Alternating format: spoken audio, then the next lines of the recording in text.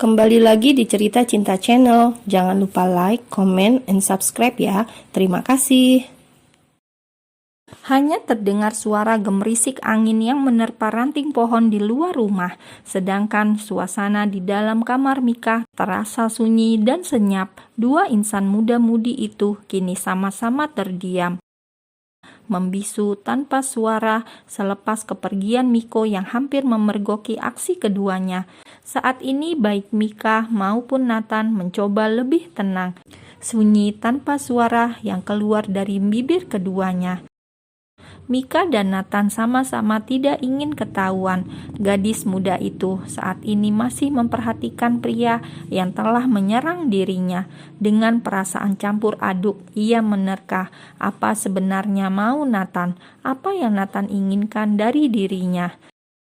Nathan yang mendapat tatapan penuh selidik dari gadis yang ia incar hanya bisa tersenyum licik.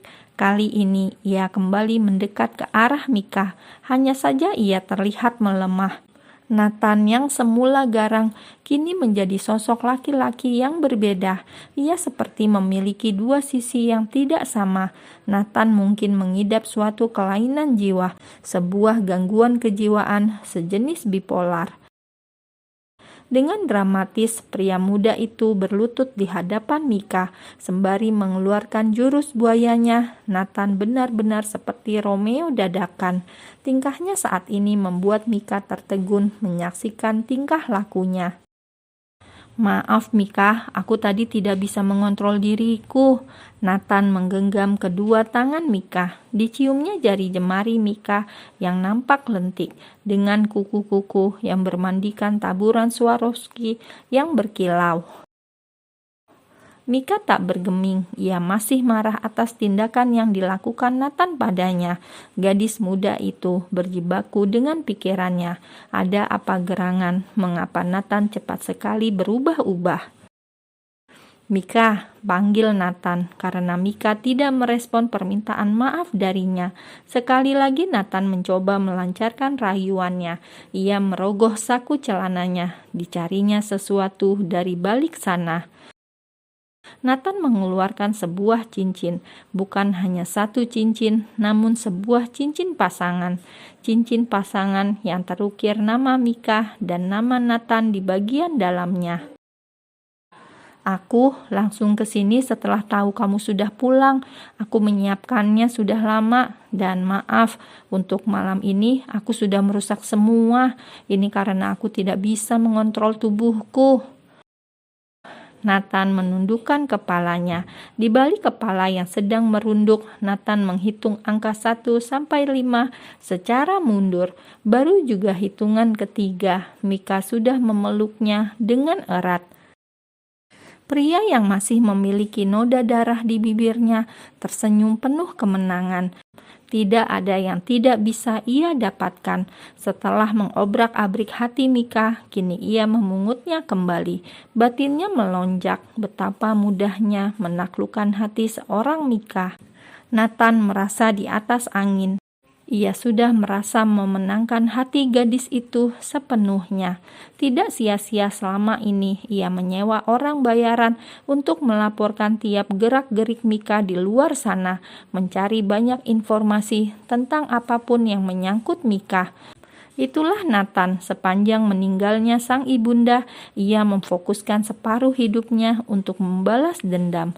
Tidak peduli dengan apapun caranya, Abbas harus hancur di tangannya. Kini Nathan telah menikmati pelukan hangat Mika. Gadis yang semula menolak dirinya telah melunak. Dengan sukarela Mika mendekap tubuh pria yang dikasihinya. Tidak ada kemarahan yang ia rasakan. Mika benar-benar telah terpedaya oleh akal bulus Nathan. Ya sudah, kamu pulanglah, sudah malam, perintah Mika sembari melepas tautan tangannya. Matanya memandang ke jendela kamar, semoga tidak ada penjaga yang akan memergoki kekasih gelapnya. Bila sampai ketahuan, Mika tidak tahu apa yang bakal terjadi pada dirinya dan juga pada Nathan. Nathan pun bangkit. Semula ia telah berlutut di depan Mika. Demi mendapat simpati dari gadis tersebut, ia melempar semua egonya. Balas dendam lebih penting daripada harga dirinya. Demi sebuah hutang dendam, Nathan memperdaya perasaan seorang gadis yang naif. Tanpa perasaan, Nathan mengecup kening Mika. Gadis itu tidak mengetahui Nathan telah meremehkan perasaannya. Senyum jahat terukir ketika Nathan mengecup kening Mika.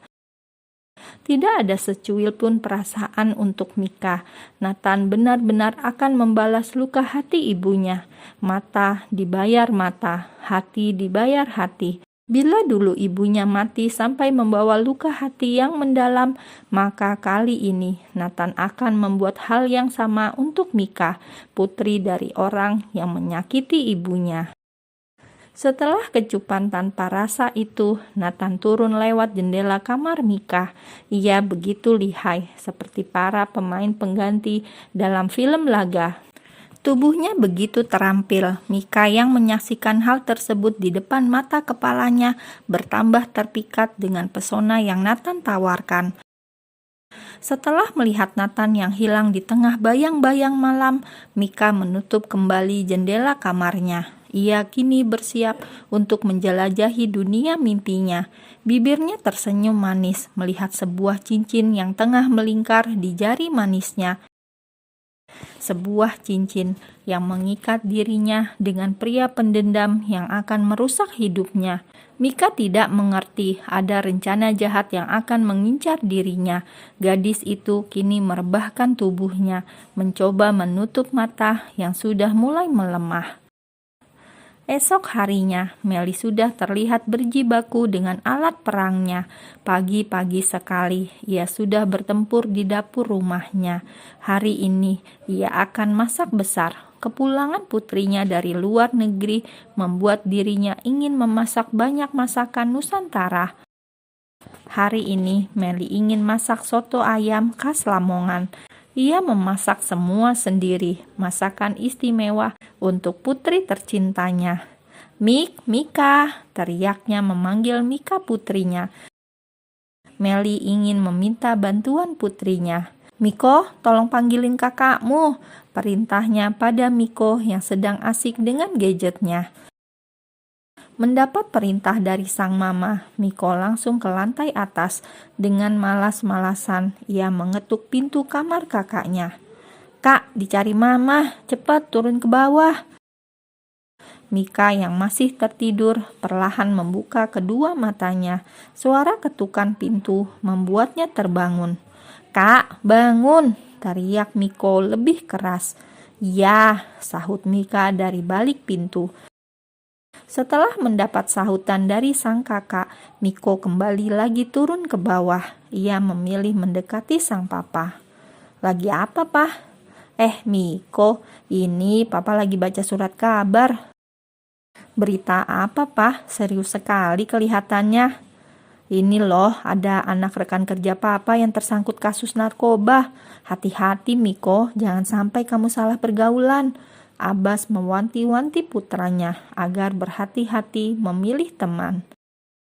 Iya, Pak. Malas mendengar kuliah pagi dari sang papa, Miko memilih masuk ke dalam kamarnya. Ia lebih memilih berlama-lama di depan layar laptop daripada mendengarkan papanya berbicara, sebab ceramah dari sang papa membuat telinganya cepat gatal. Kembali ke kamar Mika, gadis itu kini sudah bersiap-siap. Balutan dress warna merah jambu nampak serasi dengan warna kulitnya. Mata gadis itu sudah berbinar-binar, apalagi ketika memandang cincin yang melingkar di jari manisnya. Mika seperti gadis belia yang baru mengenal cinta. Hatinya penuh dengan bunga bermekaran. Sungguh akan menjadi kisah klasik yang tragis bila Nathan membalas cintanya dengan dusta belaka.